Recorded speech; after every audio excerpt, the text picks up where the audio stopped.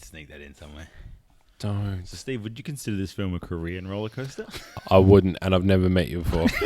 Ignition sequence start. 6, 5, 4, 3, 2, 1, 0. All engine running. Liftoff. We have a liftoff. 32 minutes. This week, we're reviewing the award-winning Korean film Parasite, brought to the world by the amazing director Bong.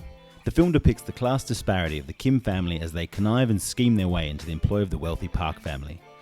The plan, or lack thereof, descends into an intense and beautiful maelstrom of inequality. So, I saw this film not long after it came out, and I only skipped through it again just before I record now. You guys have just watched it now with fresh eyes. What do you think? Well, I thought it was fresh. No, I must say it is one of the best films I've seen in a very amazing. long time. Can I just say that's 2 films in a row you've picked, Dan? Absolute garbage. Yeah. You do not know what the fuck you're doing. You're still welcome. No, unlike Climax, this was excellent. I really liked it. Well, it starts off with the youngest son of the Kim family, and he fakes it to become a tutor for the daughter. Mm-hmm. After his friends basically asked him to put the daughter on lay-by for him. Yeah. Which was creepy. Yeah, Yes. that was gross. But he's doing a good job, I guess, for what he's doing. Yeah. But then he brings on his sister to become a tutor for the troubled son of the Park family, who in turn brings on an artist, art therapy. art Therapists. Yeah. which is something only a fairly wealthy person could afford. Something so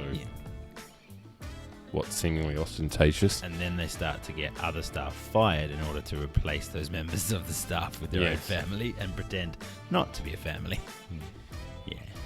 So that's where they maybe lose. There's faking it till you make it, and there's hurting other people in the process, and that's when they lose any sort of.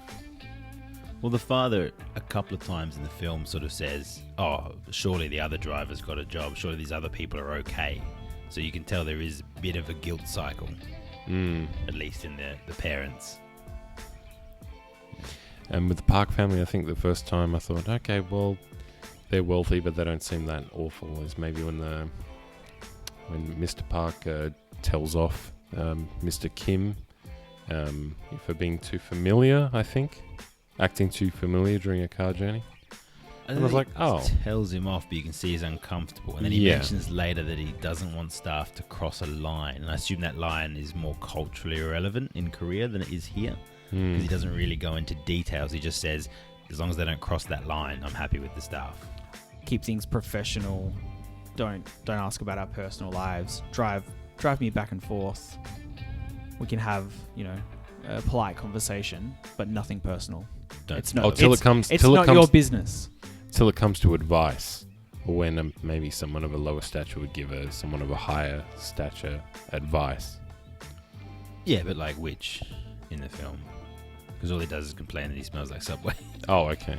So were you rooting for the Kim family until they got people fired, or were you, or did you keep rooting for them until they, just had a little, crazy party, just dining out on snacks and drinks and whatever?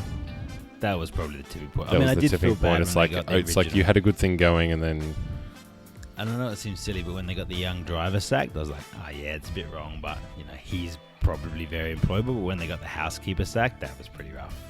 Yeah. Oh, especially the way they did it with the TB, the peach fuzz. yeah. Then also the fact that she's heavily allergic to it, and TB, sorry, yeah. And faking that she's got tuberculosis. That's mental. But clever though. I guess, yeah. Like it's a very well written film. Well written, beautifully shot as well. It's absolutely Extremely fucking gorgeous. I did. There are a few shots that reminded me of his film The Host, which is a monster film that he made, I think, back in 2006. They're very like some zoom ins and some crashes. I was like straight away, I was like, oh yeah. Yeah, monster film, but then no monsters because it's a film about class inequity. Well, there's the monster right there. But no formaldehyde mutated monsters. No. Everyone was relatively normal looking. Yeah. They when don't the parks learn of the flooding in the slums and they don't care? They're more concerned with their kids' party. Do and they even they learn don't of it, though? know don't they? I don't know that they do. She I says was- They the return. rain They was return blessed. home. Oh, sorry, the park. No, I don't think they learn about the flooding at all. Yeah. I don't recall her. Didn't clock her talking about it or him. She's on the phone in the car saying we needed the rain was blessed, and I think that's when he starts to be like, oh, like these people have no idea. Okay. Fair yeah, enough. it's more about ignorance to the plight of others because they're up on a hillside on a mountain in a nice house that drains with a Okay. garden. Yeah. How good was the toilet in the flood scene though? Sprouting sewage water out when she sat on it, had a smoke. I literally made Rough. this noise. I It loved was it. and then she when she had a cigarette on the toilet and she had her there's a shit stain on the cigarette. Oh, Hang on. Why do they lose their job in the first place? Folding pizza boxes? Is they don't do it fast enough? a quarter of them weren't folded properly, but they were only getting docked 10% of the full pay for it. And the son actually was trying to get a job with that company full time, but then his friend told him to go be the tutor instead. Okay. Yeah. Can you remember what the father does? The rich father. As a job. Worked in a tech company, I believe. Yeah, he's like a CEO or a director of a tech company. Yeah, because they're talking about like Well, they do VR. show a diploma on the wall saying tech entrepreneur or tech something innovator of the year. possibly. I saw it framed, but I didn't read it yet, and it has sort of him on obviously like a New York Times article or something as Yeah. well. When the father's in waiting for him to drive him home, you see them dealing with, I think, I think VR, VR stuff. stuff, yeah. Yeah. And the Koreans are world leaders at VR, just for all my Korean friends out there. I thought that when the sun was out in the tent in the rain and the husband of the first housekeeper was downstairs, that's a convoluted sentence, doing the Morse code with his head, I thought the kid in the tent was going to get the message, but he doesn't seem to. Yeah. I thought that's the whole reason he was doing it. I was waiting for the Morse code to become more of a plot point. Yeah. Like it felt like they were building to it, and that the kid would reveal something, or that there'd be a new turn to the story. Yeah. So But was it never eventuates. Was it a flashback or was it at the very end where we see what the kid see? No, it was at the very end where we see what the kid sees that traumatized him. Yeah. With the man's eyes, and head with this psychotic look in his eyes, rising above.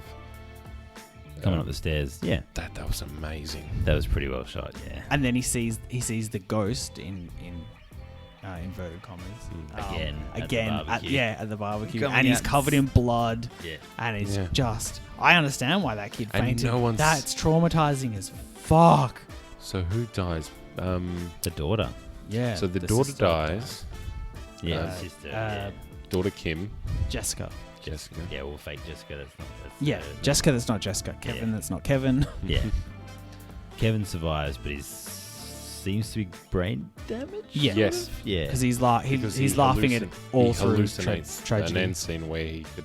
I possibly don't afford a think house he's and- hallucinating that. I think he's Really? that's a letter he's writing to his dad. And that's his saying, plan. saying, this is what I'm going to do. I'm going to go to university and make so much money that we can buy this house. Well, isn't that okay? And then well, you can just come out from under the stairs from the secret well, basement. then you could call that not a hallucination, but a dream that he Yeah. thinks could happen, which won't ever happen.